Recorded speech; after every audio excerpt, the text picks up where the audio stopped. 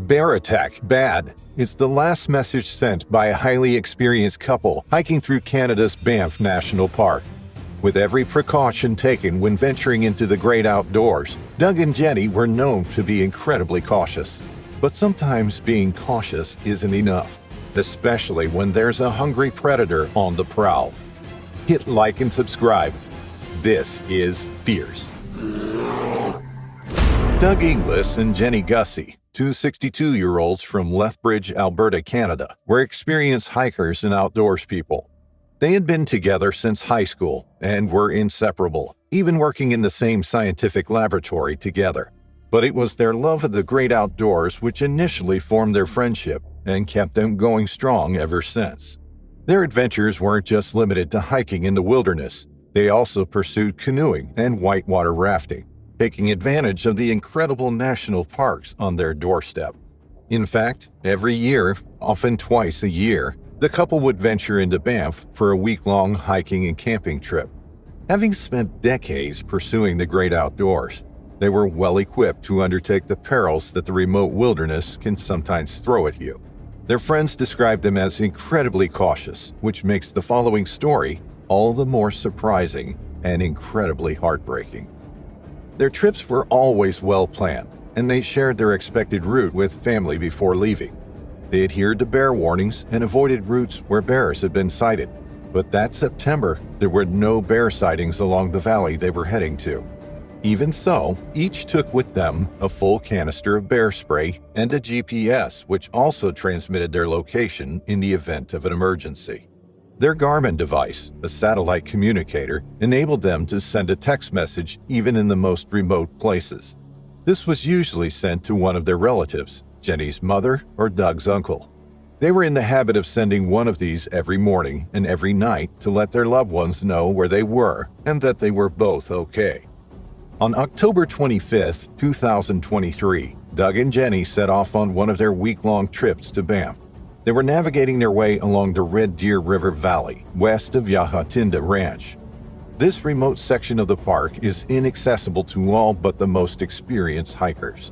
But to those who do make it that far, they are rewarded with incredible rugged scenery teeming with wildlife.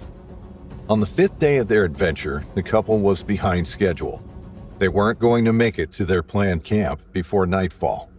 Knowing the dangers of hiking in the dark in bear country, Doug and Jenny decided to set up camp while there was still daylight. Accompanying them on their hike was their loyal 7-year-old border collie, Triss. While they sat around the glowing flames, warming themselves and cooking their meal, Doug sent a text from his Garmin InReach device to his uncle. He relayed the information that they had not made it to their planned stop, but had set up camp and all was well. This was the penultimate message Doug sent to his uncle. The final one, in just 3 hours' time, was a chilling text that suggested something deeply disturbing was happening to the couple. After eating, Doug and Jenny cleaned up. They strung up any food and their cooking equipment in a nearby tree, as is the protocol when in bear territory.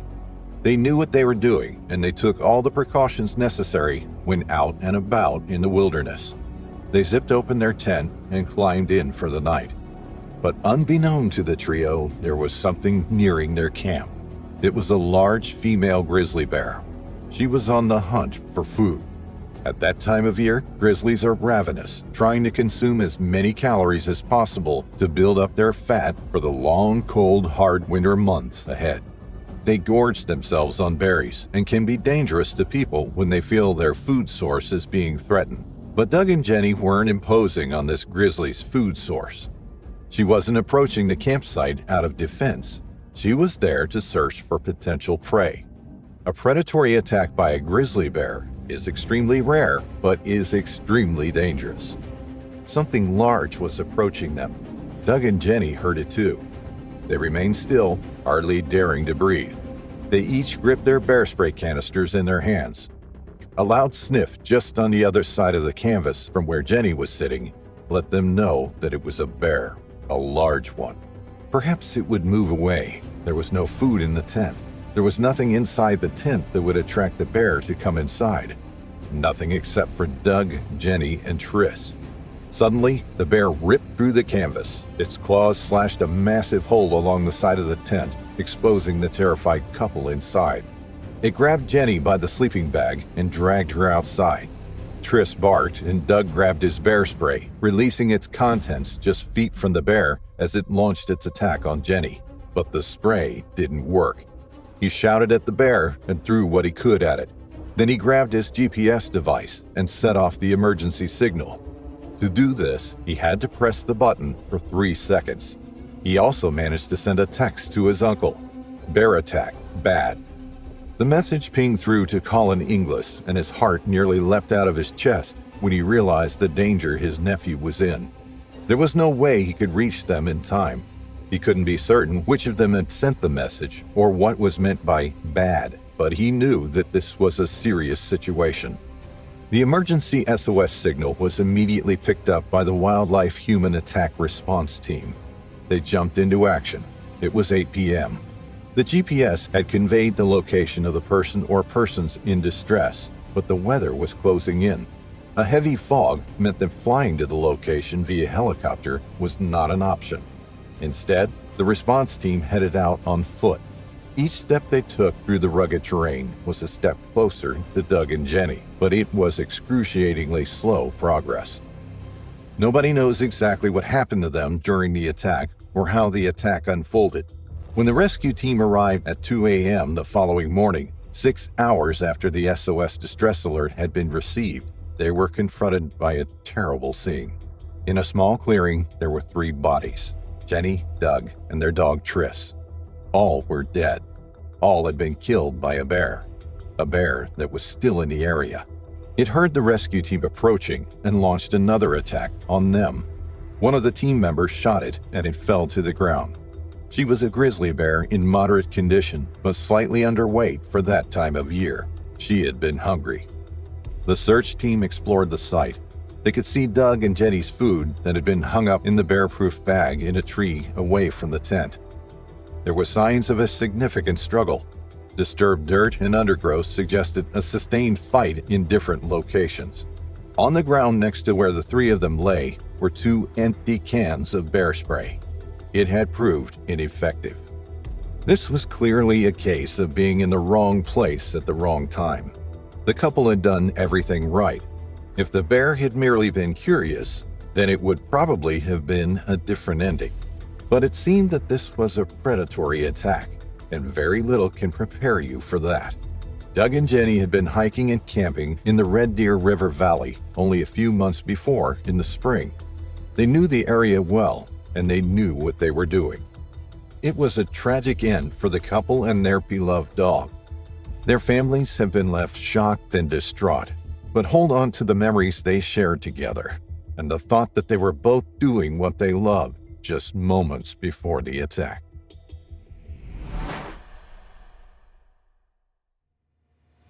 July 19, 2016 was a hot day in the Ypres area, Alberta, Canada. The sun shone brightly over the trees, the water, and the landscape below. James and Laura Hayworth were camping in the area, enjoying some quality time together, surrounded by nature. The place was peaceful, sunny, but not too far from signs of civilization either. In other words, it was perfect for their little outing. Ypres lies about 43.5 miles northwest of Calgary, in the middle of the Rocky Mountains Forest Reserve. The Rocky Mountains Forest Reserve was established in 1948 through a legislature act. The region provides the conservation and protection of the forests, watersheds, and rivers on the eastern slope of the Rocky Mountains. It's a diverse landscape, rich in wildlife and spectacular views. Mountain peaks in the west transition into open prairies in the east. Meadows, wetlands, and forested foothills are all part of the reserve. In other words, these are types of landscapes you expect to see in a Bob Ross painting. Several species of animals live in the area, some more dangerous than others. Wildlife encounters aren't unusual at all.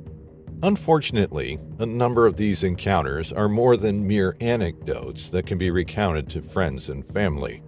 As James and Laura Hayworth learned on that sunny day of July 19, 2016, coming face to face with a wild animal can be a perilous experience. James and Laura were camping near the Ghost River. If you think the name's a bit macabre, you're not wrong.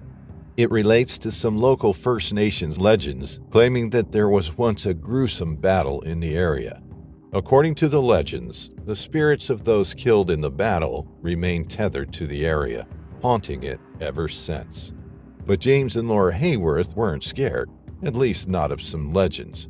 But they knew encountering some dangerous animals was more likely than stumbling upon vengeful spirits. That's why when the two of them decided to hike down to the river and sunbathe on the rocks, James and Laura made sure to bring bear spray. Both of them knew how to use it, they had practiced before, but the area was quite busy and close to the main road. Not too far from the river, cars were going by. Because of this, and because the day was so beautiful, the possibility of a wildlife attack slowly slipped James and Laura's minds. Once the two of them got down to the river, they decided to have a picnic on the rocks. After they picnicked, the Hayworths set everything aside and they lay down for a good old sunbathing session in the middle of nature. Laura looked over her shoulder and was shocked to see something that looked like brown fur. Now fully alarmed and aware of the possible danger, the woman shot up and turned toward her husband, James. Laura urged him to get up, panic saturating her words. "I think there's some wolves," the woman continued. Both of them stood up, their senses alert, fear pumping through their veins. Laura and James soon figured out that those were no wolves. Instead, the Hayworths saw two bear cubs near the tree line, but bear cubs are seldom alone. If you see them, be sure there's also a mother nearby, ready to attack, maul, kill, or die for its young ones. It didn't take long for the mother bear to appear. In a matter of seconds, the bear came bursting through the trees. It didn't stop to assess the situation or check on the cubs. Instead, it kept running and running, a killing machine coming at full speed toward the couple. Equally bewildered and terrified, the man stood up and started yelling at the bear. But the grizzly kept charging and ultimately knocked James Hayworth over. The man scrambled up to his feet, then started yelling at his wife Laura, telling her to try and get into the river to escape the raging grizzly. Then James started running toward the river himself, but within moments, the mother bear slammed him down into the water. James was in a dire situation. A huge grizzly was standing on top of him, threatening to either maul him, submerge him into the water, or both. The man was sure he was going to die. In fact, he thought he was as good as dead. This was the biggest bear he had ever seen, and to top it off, it was a mother bear trying to protect her cubs. Meanwhile, Laura Hayworth watched in horror as the bear knocked her husband down into the river. Laura reached for her bear spray, knowing that it could make a difference even now, but she couldn't make it work. It was somehow jammed. In a matter of seconds, the bear got off James and turned its attention to Laura. The mother bear charged at the woman, huffing and roaring fiercely. The animal was massive, its muscles bouncing and shaking as it ran toward Laura Hayworth. Before long, the bear knocked the woman down. As Laura fell to the ground, she couldn't help but marvel at the sheer speed and force of the animal. The woman instinctively threw her arm up to protect her face, dropping the bear spray in the process. Huge jaws fitted with huge teeth sank into Laura's arm, shattering her wrist bones. While the grizzly bit Laura over and over again, James Hayworth managed to get to his feet and out of the water. The man started sprinting toward the bear, but the creature had no intention of freeing Laura. It started running, dragging Laura by the arm. James couldn't let his wife die. He kept running. Once he was only 2 or 3 feet away from the grizzly, the bear finally saw him, and miraculously, it got spooked enough to run away with its cubs. Laura ripped her shirt off and wrapped it tightly around her arm to stop the bleeding, but James didn't think it was over. As long as they remained there, the bear could return and finish what it started. James took a hold of Laura and dragged her as quickly as he could to the other side of the river. Together, the Hayworths started walking toward safety, though they weren't sure where that was. James started yelling to scare the bear. At one point, a human voice responded. There was a group of people on top of a nearby cliff. The group had seen the bear and its cubs, and they knew which way it went. One of the people, Coleman Blair, ran down the cliff and guided the Hayworths to their car. Others in Blair's group called first responders. But with his wife's life on the line, James Hayworth didn't want to take any chances. The Hayworths got into their car, and James tore off toward the main road. That's where they later ran into the first responders. After they gave her first aid, Laura was transported to the hospital by Star's air ambulance. She had a broken arm and multiple puncture wounds. James got off easier. He had some scrapes, cuts, and bruises, as well as a massive paw print from where the bear had stood on him. James Hayworth later said about the attack, "If it intended to kill us, it could have ripped her arm clear off her body. But I think what it was saying was, these are my cubs, get away. And I think we are very lucky for that reason." Fish and wildlife officers agreed with James. The bear's only intention was almost certainly to protect its cubs, meaning that there was no need to kill it or move it out of the area.